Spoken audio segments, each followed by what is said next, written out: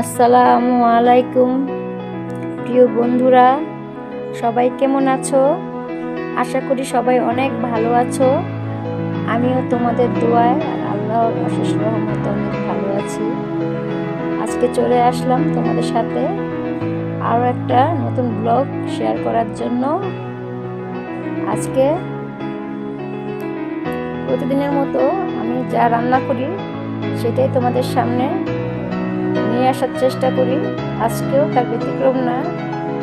আজকে আমার ঘরে রান্না করছি আমি আমার ছাদ বাগানের সবজি দিয়ে গুঁড়া মাছ চচ্চড়ি করব। তোমরা উপরের টাইটেল দেখে হয়তো এখন বুঝে গেছো আমি কি রান্না করব। আমি সবজি কেটে নিচ্ছি গুঁড়া মাছ রান্না করার জন্য। বন্ধুরা, গুঁড়া মাছ খুবই পুষ্টিকর এবং খুবই মজাদার একটা মাছ। এটা অবশ্যই বাড়িতে তোমরা ট্রাই করবে। দেখো আমি কিভাবে রান্না করি।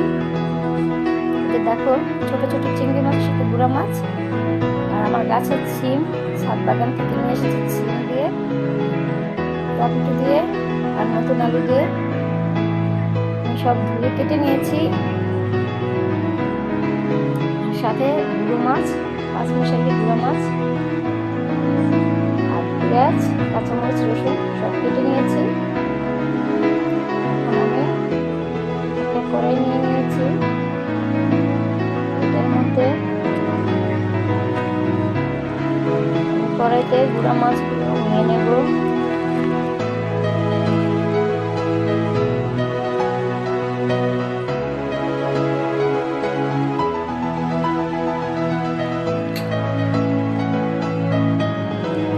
গুঁড়া মাছের সাথে সবজিটা অ্যাড করে নেব।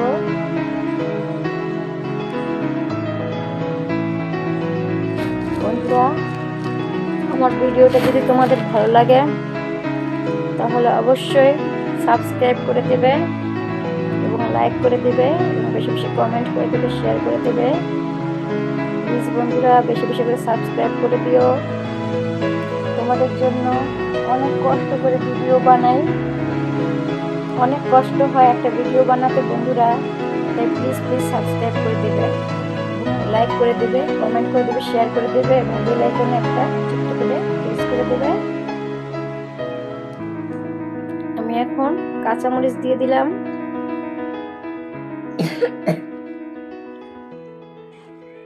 পেঁয়াজ দিয়ে দিলাম,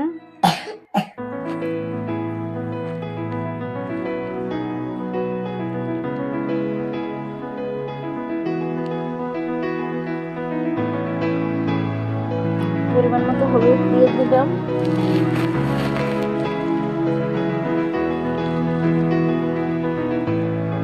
আমি 2 চামচের মতো দিলাম হলুদের গুঁড়ি,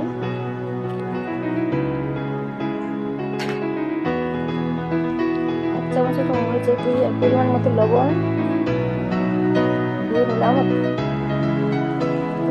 পরিমাণ মতো দিয়ে নেব বন্ধুরা। আমি যেহেতু কাঁচামরিচ দিয়েছি তাই গুঁড়ো মরিচ একটু কম দিলাম। এখন পরিমাণ মতো তেল দিয়ে নিচ্ছি।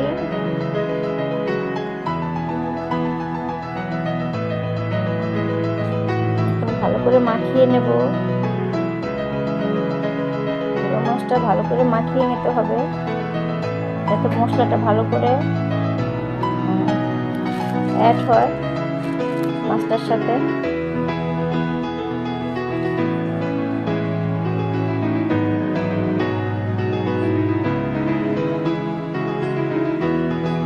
খুবই মজাদার একটা তরকারি বন্ধুরা।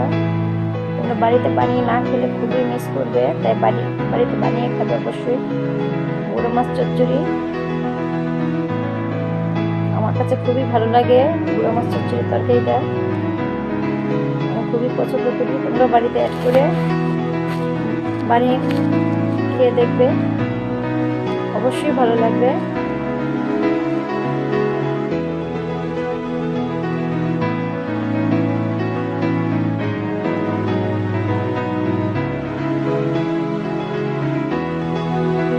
ভালো করে মাখিয়ে নিলাম। সামান্য একটু পানি দিয়ে নিচ্ছি।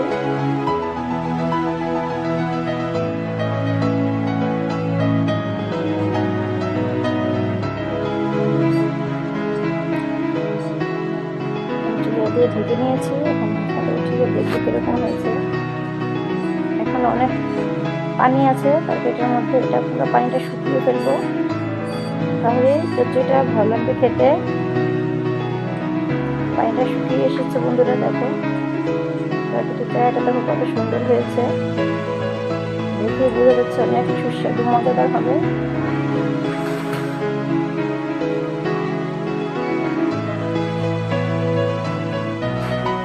এখন ধনেপাতা দিয়ে নিলাম, এটা প্রায় হয়ে গেছে।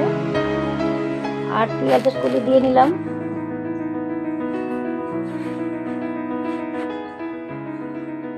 বন্ধুরা পেঁয়াজের কলিটা তো শীতকালেই পাওয়া যায়, অন্য সময় পাওয়া যায় না, তাই আমি পেঁয়াজের কলিটা এখন শীতকাল যেহেতু তাই দিয়েছি। অন্য সময় আমি পেঁয়াজের কলি দিতে পারি না, তখন থাকে না, এখন সিজন দেখে পেয়েছি বলে দিলাম। পেঁয়াজের কলি তোমরা খেলে দিতে পারো, নাও দিতে পারো, না দিলেও টেস্ট খারাপ হবে না,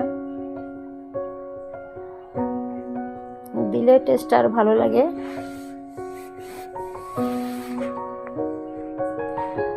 দেখো বন্ধুরা পেঁয়াজের কলি আর ধনেপাতা দেওয়ার পর কত সুন্দর হয়েছে, হয়ে গেছে, এখন পরিবেশন করে নিলাম। ধন্যবাদ বন্ধুরা।